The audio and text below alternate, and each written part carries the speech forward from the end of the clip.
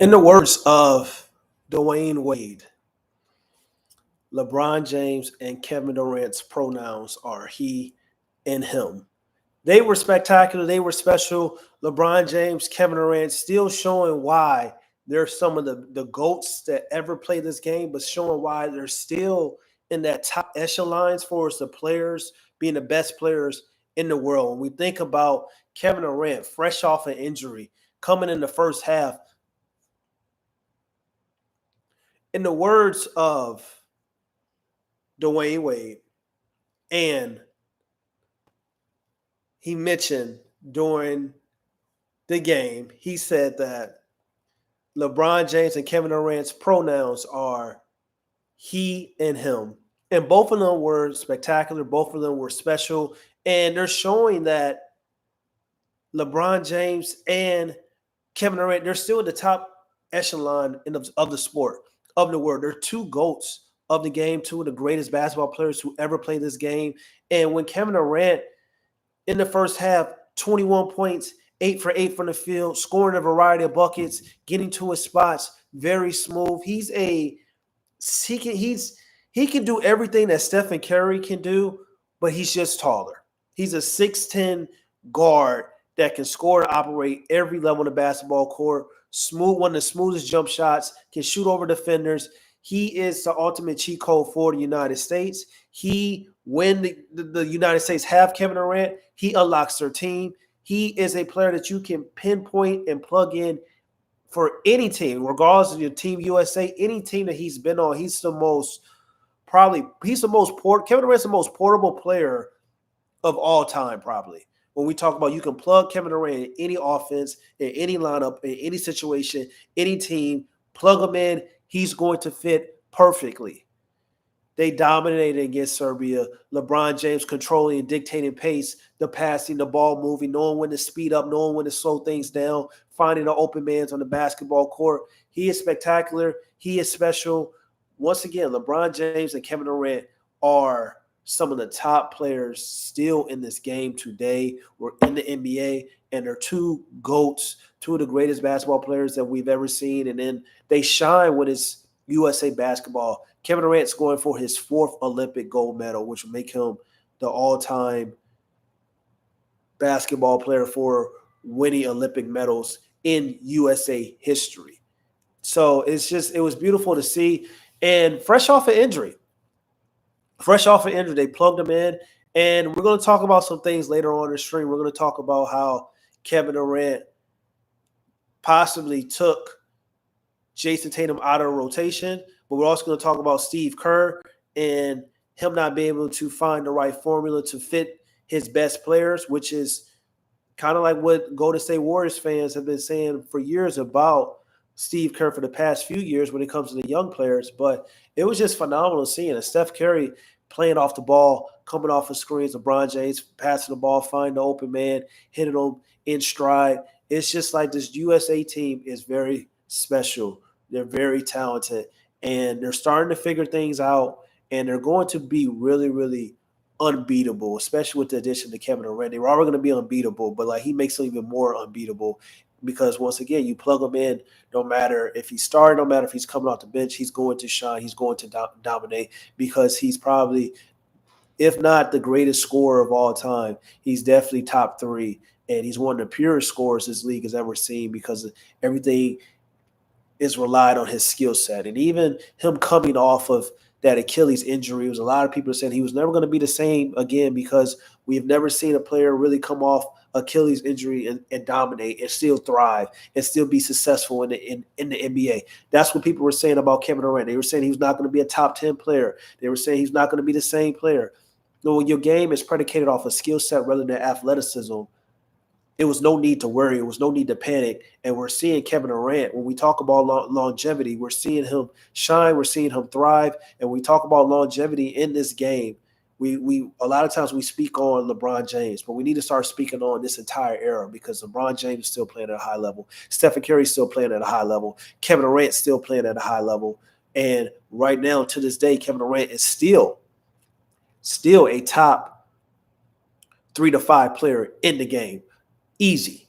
So we talk about longevity. We can't just talk about LeBron James, we got to talk about this era because the old guys are showing right now in Team USA wearing the uniform that it's the older players that are still the best players on this team. When we think about LeBron James, when we think about Kevin Durant, when we think about Stephen Curry, these are still the best players and they're older. Stephen Curry is 36. Kevin Durant's going to be 30. I think he's 36 as well. LeBron James is 39.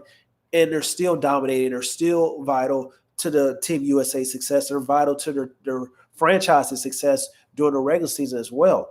But Kevin Durant, once again, is the most portable player this league has ever seen. You plug him in and play regardless of the offense, regardless of the fit, regardless of the situation. He is portable. He is excellent. He will make a way to find an impact because his game is predicated on skill set. And once again, he's the ultimate cheat code. He's the ultimate creative player. 6'10", three-level scorer that can shoot over the top of any defender in the world, as well as having handle and guard skills. And the thing about it is, like, when we talk about longevity, when we talk about LeBron James, we talk about Stephen Curry, we talk about Kevin Durant, their greatness individually, they're still high up there in the upper echelons of the NBA today. But everything is about fit when it comes to these guys because as great as they are still in today's game, it's still some of the best players in the world. Fit is very key. And that leads me to my segue to Steve Kerr. Jason Tatum did not play in today's game. I don't know if it's going to be reports that come out and say that Jason Tatum is hurt. This is a stream. I don't know what's going to happen. Maybe this report's going to come out. Maybe he could be hurt low key. But him and Tyrese didn't play. But I really want to talk about Jason Tatum. And some people are going to blame it due to there being a lot of wings. Some people are going to say, well, LeBron James on the team and then Kevin Durant came in and he dominated. It's just like, where's Jason Tatum going to play? It's just like, in the game of positionless basketball, there's no reason why Jason Tatum should not play. And there's no reason why after seeing Jason Tatum come off a NBA Finals win, coming off being a top 5 in MVP votes, winning a chip, led all the postseason in the finals when we talk about statistics and stats, and also being a league playmaker. And people are saying that he is the face of the league and the future of Team USA, him and Anthony Edwards. And he's not getting any minutes because Steve Kerr does not know how to have lineups outside of the traditional setting. It makes no damn sense. If I'm Jason Tatum, I'm upset. I am frustrated. I understand this is bigger than myself. But at the end of the day, these guys have egos. These guys want to win. He wants to come out and make an impact and play in for Team USA and be able to say, yeah, I captured gold with Team USA, but I didn't just come along for the ride. And it goes back to the politics of Team USA. It goes back into the politics of USA basketball in general, whether it's the women's side or the men's side. Joel Embiid was horrible today. I'm not a big fan of plus minus, but his plus minus was tremendous. And even when he was on the court, Jokic was giving that work to him. And we know about the things in the regular season, how Jokic and Joel Embiid haven't matched up in years in the regular season. Well, he couldn't run for that smoke today. Every time Nikola Jokic was on Joel Embiid, Nikola Jokic was giving him buckets in the post. Too agile, too elusive, too skilled on the block.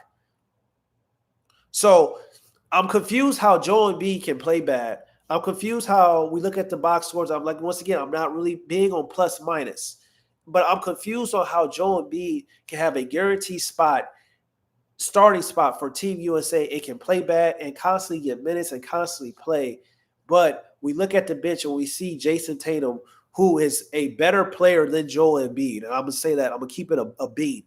Jason Tatum is a better player than Joel Embiid when it matters the most, especially in the playoffs, and everything backs up for us, like being that guy, being that first option, leading his team to success. And he's not finding the court for Team USA, but Joel Embiid has a guaranteed starting spot for Team USA and can play bad. It makes no sense. So if I'm Jason Tatum, I'm frustrated. I'm upset because, once again, this is not how you treat the future leader for Team USA on your team. This is not how you treat Jason Tatum. And it goes again to show that Steve Kerr, which is a lot of people have concerns and issues and problems with Steve Kerr for how he does his lineups and not playing his best players with the Golden State Warriors. We saw Jonathan Kuminga not play half the season because Steve Kerr was trying to make excuses and say, well, he's not ready and this and that. And then he started to play, and Jonathan Kuminga showed that he was, other than Stephen Curry, he was the second best player for the Golden State Warriors last year, but he was missing half the entire season. It took for Jonathan Kuminga kind of saying, threatening like he may want to get out and may want to be traded for Steve Kerr to start playing Jonathan Kuminga. And now we're in the Team USA, and we're still in a situation where Steve Kerr is out of touch when it comes to understanding that how can I fit in my best players? How can I play my best players together? It's no reason why Jason Tatum should not have played today if he isn't hurt. It's no reason that just because you have great wing players, LeBron James and Kevin Durant, it's no reason why Jason Tatum can't coexist with those guys, especially or coming off the bench and subbing in one from the other with those guys, especially when we just saw Jason Tatum be the lead playmaker in the NBA Finals, be a better playmaker than Luka Doncic in the NBA Finals, leaving total points, total statistical categories in the NBA Finals, but he can't play because Steve Kerr can't figure out a way how to incorporate one of his best players within the team, because of the fact of the matter is that LeBron and Kevin Durant and Jason, they all play the same position. It makes no sense because I don't believe they would have did Kawhi Leonard that way. And this is what we talk about when we talk about Jason Tatum and his temperament. And sometimes his greatness is just like he's so mellow, he's so calm. And his greatness can kind of get overlooked, or people can start like questioning his greatness because he doesn't have that same type of attitude or that same type of, he always say the politically correct thing in the media. He's always going to be this great guy. But sometimes you got to speak out, or you got to say what's on your mind, and you got to let the coach know, you got to let people know, like, kind of how to get off of you. And we know he had that Jordan ad when they won the championship. It was like, what they going to say now? But it's just like, we need that attitude and that mentality for Team USA. We need that attitude and mentality for all of the Boston Celtics teams, and they're trying to repeat next year. And the fact of the matter is, Jaylen Brown's not on this team, and he was confused that Derrick White was on this team over Jaylen Brown, just for Derrick White to come in and to take Jason Tatum's minutes. So we got Drew Holiday and Derrick White both taking Jason Tatum's minutes, and we got Jaylen Brown not even being allowed to come and play for Team USA. It doesn't make sense. It's very confusing, and a lot of people are going to talk about, well, it's all about fit, and it's all about having complementary pieces to fit your best players. And Drew Holiday starting, I don't have a problem with Drew Holiday starting because he does fit with what Team USA is trying to do. But when you have one of the greatest passers, if not the greatest passer of all time, LeBron James playing the one, because he's playing the one, and Stephen Curry, who traditionally, quote unquote, is a point guard. But as we know, Stephen Curry is the greatest hybrid guard this league has ever seen and can play off the ball, which he's playing off the ball with LeBron James as well. Then they had Devin Booker on the other side, and then you had Joel Embiid. So if you have LeBron James, who is the greatest dual forward this game has ever seen, when we talk about being an engine for your team, and he's right now been the engine for Team USA. He almost acquired a triple-double in his first game against Serbia. So he affects the game in a variety of ways, especially attacking the basket, but dictating and controlling pace, specializing in knowing when to push the ball, when to find an open man, especially to get his shooters going and get them going early on and get them that flow and that feel for the game with them. You have him at the point guard. You have Stephen Curry at the shooting guard position. And you can have Jason Tatum, you can have Anthony Edwards, you can have Drew Holiday, whatever the case may be. You can have Kevin Durant, because everything can flow based on different matchups. But also, if you want to replace LeBron James when he goes to the bench and takes a rest, you can insert Jason Tatum and have him be that lead playmaker, because we just saw Jason Tatum be the lead playmaker in the NBA Finals. We just saw that. We saw Jason Tatum kind of in the postseason kind of go from being this traditional small forward who's just been about getting buckets, i.e. Kevin Durant, to changing this game to be a dual forward and factoring in defense, factoring in playmaking, being a lead playmaker for the Boston Celtics, rebounding, scoring what he needs to, playing within the flow of the offense, doing everything similar to what LeBron James has done his entire career this past postseason run with the Boston Celtics. You can insert Jason Tatum for LeBron James, and you can play with Jason Tatum being that lead primary playmaker, and still you can have Anthony Edwards, and still you can have Anthony Davis controlling the paint, and still you can have Devin Booker or Stephen Curry on the either side. So it doesn't make sense why Jason Tatum is not playing, and it goes to show once again why Steve Kerr can't figure out how to play his best players. And to be honest, Steve Kerr, the fact that he's the head coach of Team USA doesn't make sense, because the best coach in the league right now, Eric Spoelstra, is sitting on that bench right now. And I guarantee you, if Eric Spoelstra was running the show, I guarantee you that Jason Tatum would not be not playing the first game if he's not hurt. I want to preface that. If he's hurt, and I do not know, but it's not a good look for Team USA. It's not for their future and how Jason Tatum's going to feel. It's not a good look for Jason Tatum as well. And if I got questions, get in the chat, man. Let me know the questions. I'll answer the questions. But we just talking about Kevin Durant. We're talking about LeBron James. We're talking about Jason Tatum not playing and stuff like that. And we're talking about Steve Kerr. And it just doesn't make sense to me. And once again, Kevin Durant coming in, dominated first half, was lethal. LeBron James doing what LeBron James has always done, making an impact in this game, offensively, passing the ball. And once again, like Dwayne Wade said, Kevin Durant and LeBron James, their pronouns are he and him, because that's what they are. That's what they do. And even Stephen Curry, like the big three, has really showed up in this first game against Serbia, and they dominated and they blew out Serbia.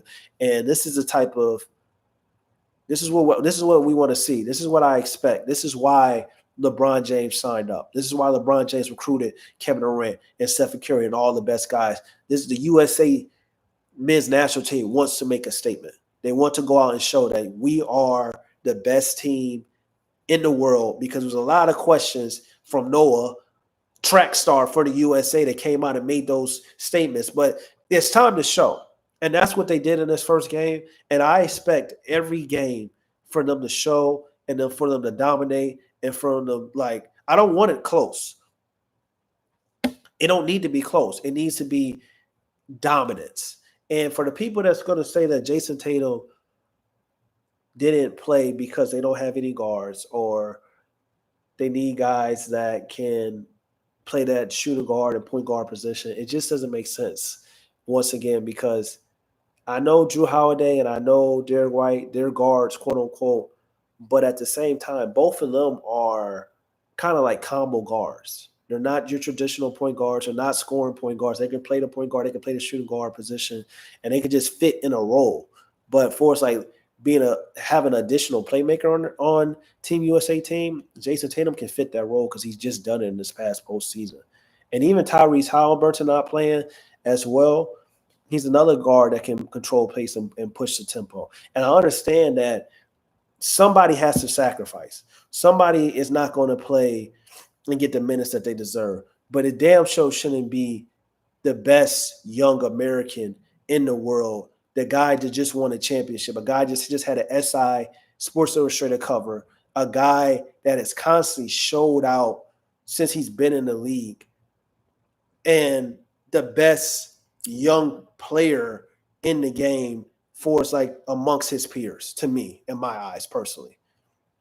Because he's been the most consistent, and he's the best defender out of the group. And when I say him his peers, I'm talking about the Luka Doncic, I'm talking about the SGA, I'm talking about the Anthony Edwards and things of that nature. Because I know that maybe offensively some of those guys are more talented, but we talk about two-way ability, both sides of the basketball court, and doing it longer, consistently for your team. And I understand that people are going to talk about, well, team makeup is everything. Having a great team means a lot, and it's supposed to mean a lot. And you're supposed to do well when you have a great team. but it's not any GOAT, it's not any top 5, top 10 player that didn't have a great team to reach the level of success that they have reached. We can't sit up and pretend that we use a team argument against Jason Tatum or use a team argument against Jason Tatum. It's so casual to me, to be honest. So he was on the best team. Goddamn, Michael Jordan was on the best team for 6 out of his rings. What you think Miami LeBron was? Miami was on the best team for his championships. You know what I'm saying? Like most players, Stephen Curry, most great players are on the best team in the NBA when they win championships. So why are we negating that fact when it comes to Jason Tatum? But once again, the Team USA dominated. They were really, really great. They were special. It was great to see Kevin Durant come out and show that, hold up, the real Captain America is here. Like, I got 3 gold medals for a reason. I'm going for the 4th. Like, and just plugged them in. And the way he was scoring, coming off screens, pull-ups, like, it's beautiful to see. It's beautiful to watch, because watching FIBA basketball is very great, because a lot of times we see teams run sets. We see the half-court game really shine and really thrive. We see that defensively it's way more physical, and it's just fun to watch. But I'm just confused about a lot of things, and I hope that Jason Tatum, I hope he's not hurt, but I hope like the next game or he really says something and speaks out in the media, because there's no way that he shouldn't have been playing. And I'm looking forward to this matchup against Sudan with Team USA, because I think USA is going to make a statement and say that expedition was just a fluke. Like, we know what happened during like the expedition runs, the practice games, but it's time to turn up. It's time to show that, we're here. We're Team USA. We got Kevin Durant. We got LeBron James. We got Stephen Curry. It's time to show up and show out. And best believe I think they will do that.